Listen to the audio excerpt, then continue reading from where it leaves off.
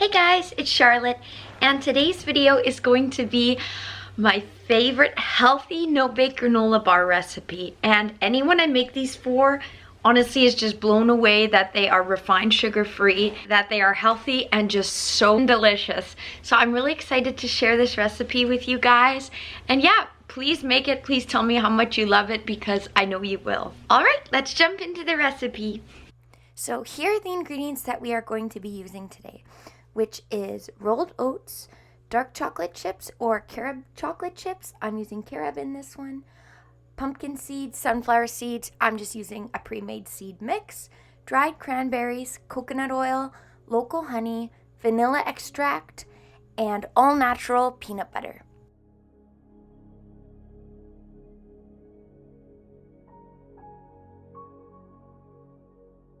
I'm allergic to chocolate, so for me, carob chips are literally a savior. To start, we are going to put into a large bowl 4 cups of rolled oats. I like using like more chunky ones. These ones are actually kind of not the chunkiest, but ones that are really chunky oats I feel makes it have a really nice texture. So try to get just quick oats, but ones that aren't, I think these were like Scottish oats or something, because that's all Bulk Barn had. Now we will add in half a cup of dark chocolate or carob chips.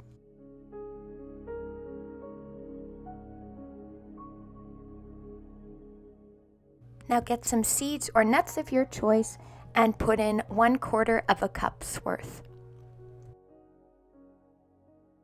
Next ingredient is 2/3 of a cup of dried cranberries. You can also use raisins or dried strawberries or even dried blueberries. Yeah, you can basically pick any kind of dried fruit, but it's really nice. And then mix it all together.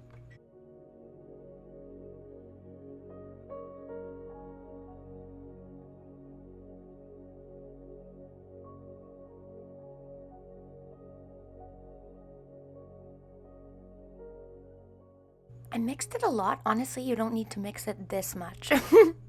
Oh, I think I was just breaking up the cranberries because some of them got stuck. Yes.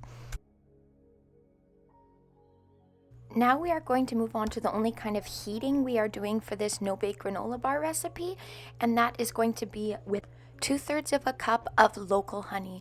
So I'm in Vancouver when I recorded this video, so I use local wildflower Vancouver honey that I got in bulk, but when I'm in Manitoba, I use local Manitoba honey. So yeah, just I think here I do 1/3 of a cup, so that's why I put it in twice, because there is no 2/3 of a cup measure, but yeah, 2/3 of a cup of local honey.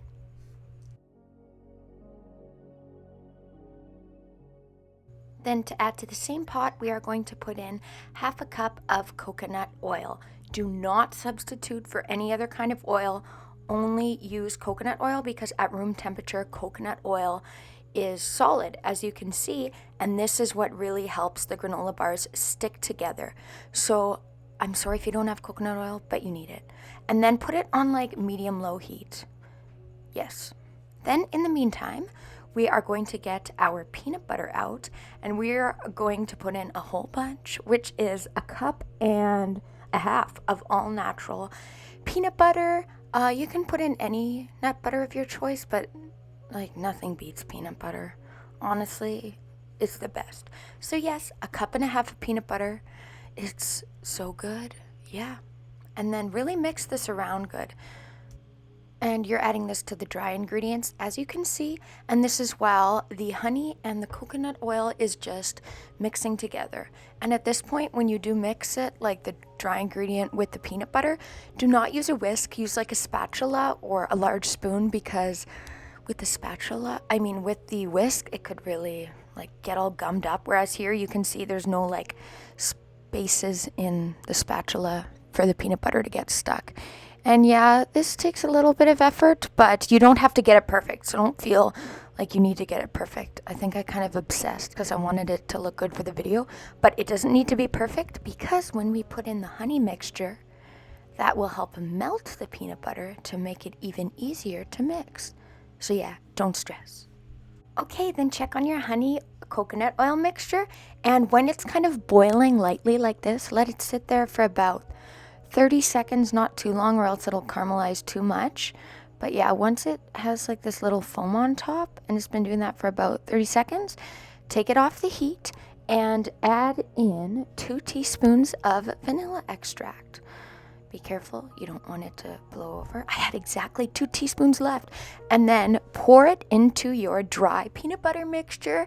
And yeah, as I said, this is already heated, so it really helps the peanut butter melt so that you can easily mix it together.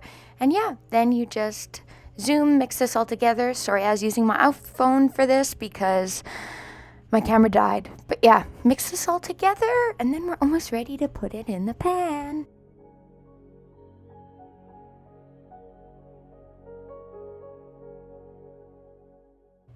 Okay, yes, then evenly spread it into a large pan. This one is a rectangular one. I don't know what the size is, but it's not a square one, and it's not a small rectangular one. It's like a bigger one.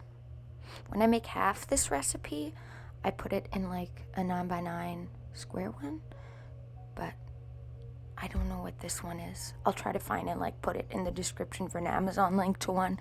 But yeah, it's like a large rectangular pan. Then with the spatula, just evenly spread it out until it's pretty much even. Yeah.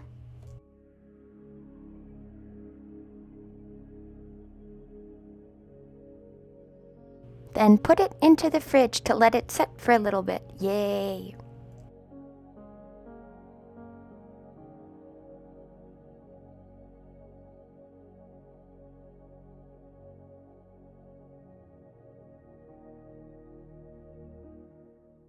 Hopefully you haven't put your honey pot in the dishwasher yet or the sink, but we are going to put 1/3 of a cup. Honestly, I think you only need 1/4 of a cup of your chips and a little bit of oil. This is a homemade sunflower orange oil that I made. Yeah, it's really great. It's an organic homemade orange oil. I need to do a whole video on that. But this makes the chocolate then taste like Terry's chocolate orange. And then over very low, so I put this on like 1, very low. You just let it melt. I mix it around just to help it melt further. Don't let it like heat too long or else it can really ruin the chocolate. And once it's pretty much melted, like you can see in this video, take out the granola bars from the fridge and yeah, spread it on there. I honestly did it very ugly, but I didn't have like an icing thing here, so this was the best I could do. Yeah, it's really good though. So even though it looks like not aesthetic, just know that it tastes great. See, there's a lot of chocolate on here too, so yes, I put too much. But can you ever have too much chocolate? I don't know. And put it back into the fridge to set. And once it's like kind of set, I cut it into the granola bar shapes. You can also cut it into little squares if you want to have it kind of like a dainty dessert or something. But I think it makes about 14 full-size granola bars, and when I bring these to school, I like to wrap an individual one in beeswax wrap, and then it's like your own homemade granola bar in a package, literally, but it's better and it's healthy and it's homemade. So yes, I don't show it in the beeswax wrap, but I did want to mention that. So yes, just cut it evenly, and you'll have your granola bars.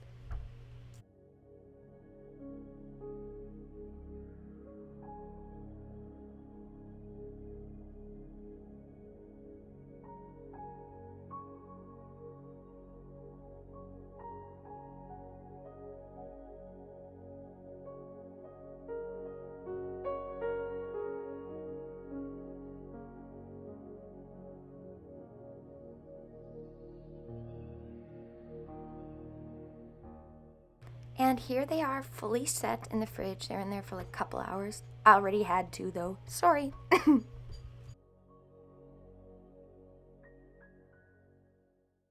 Hey guys, so I hope you enjoyed today's recipe video. Let me know what you think of the recipe and make sure you're subscribed for more. Okay, bye!